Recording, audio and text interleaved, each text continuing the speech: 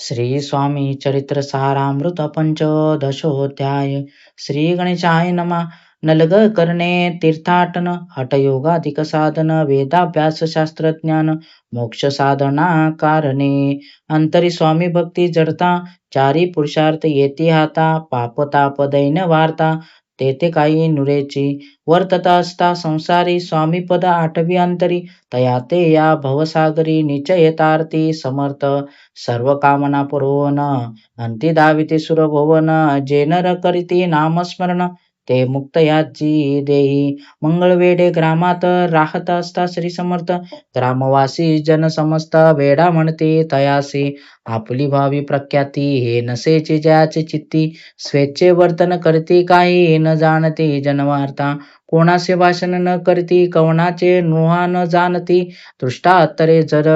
ताडिती तरी क्रोध नयेची शीतोष्णाची भीती नसेची ज्याची चित्ती सदा अरण्यात वसती एकांत स्थळी समर्थ सुख दुःख समान सदा तृप्त असे मन लोकवस्ती आणि वन दोन्ही जया सारखी परमेश्वर रूपयती ऐसे ज्याचे वाटे चित्ती ते करिता स्वामी भक्ती जन हासती तया ते यावेळी मंगळवेढात बसपा तेली राहत दारिद्र्य पिडिली बहुत दीनस्थिती तयाची बसप्पा व्यवहार करी पुरे न पडे त्या माझारी 18 दारिद्र्य घरी पोटा भाकरी मिळेना तो एके दिनी फिरत फिरत सहज वना माझी जात तो देखील श्री समर्थ दिगंबर यती राज कटकशय्या करून ती वेरे केले शयन ऐसे नवल देखून लोटांगण गाले तसे अंतरी पटली खून याती ईश्वराश पूर्ण म्हणून सुखे शयन कंटके शयेवरी केले अष्टभावे दाटोने माता ठेवी श्रीचरणी म्हणे कृपा कटाक्ष करुणे दासाकडे पाहावे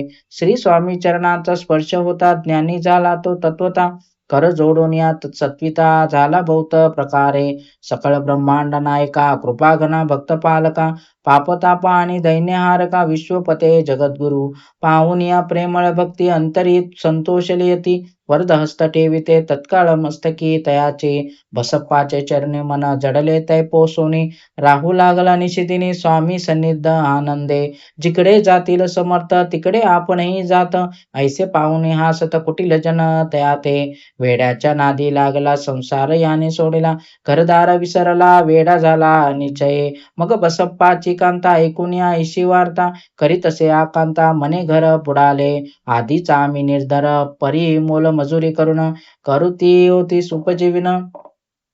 आता काय करावे बसप्पा येथे गृहासी अष्टो दृष्टोत्तर बोले त्यासी म्हणे सोडिले संसाराचे वेड काय लागले परी बसप्पाचे चित्त स्वामी चरणी आसक्त जनापवादा न भीत नसे चाड कोणाची ऐसे लोटले काही दिन काही झाले वर्तमान ते होऊन सावधान चित्त देऊन ऐकावे एके दिवशी अरण्यात बसप्पा स्वामी सेवा करीत तव झाली असे रात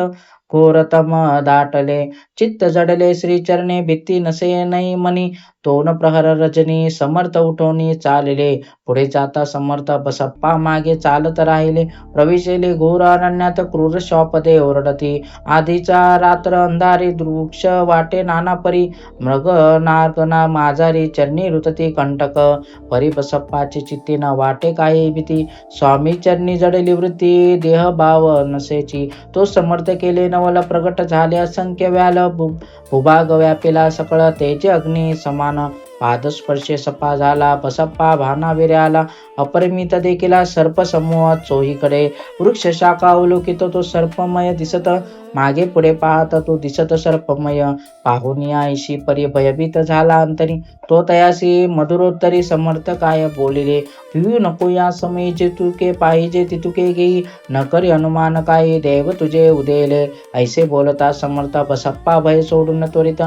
करी घेऊन अंगवस्त्र टाकीत एका सर्पावरी गुंडाळून सर्पा त्वरित सत्वर उचलून घेत तव सर्प झाले गुप्त तेजही नष्ट झाले तेथून या निघाले सत्वर ग्रामा माझे आले बसप्पा सहित बैसले समर्थ एका देवळी तेथे आपले अंगवस्त्र बसप्पा सोडून पाहत तव त्यात सुवर्ण दिसत सर्प गुप्त झाला ऐसे नवल देखून चकित झाला अंतकरणी माता ठेवी स्वामी चरणी प्रेमाश्रू नयने वाहती त्याशी बोलती यतेश्वर घरी जाव त्या सत्वर सुखे करावा संसार तारापुत्र पोषिजे आनंदोनी मानसी बसप्पा गेला गृहासी वर्तमान सांगत कांतेसी तेही अंतरी सुखावे कृपा होता समर्थाची वार्ता नुरेची दैन्याची याशिवाय बसप्पाची गोष्ट साक्ष देत असे असो तो बसप्पा भक्त संसार सुख भोगत रात्रींदिन श्री स्वामी समर्थ मंत्र जपे अत्यादरे पाप ताप आणि दैन्य ज्याचे दर्शन निरसोन जायते पद रात्रींदिन प्रेमी विष्णू शंकर द्याती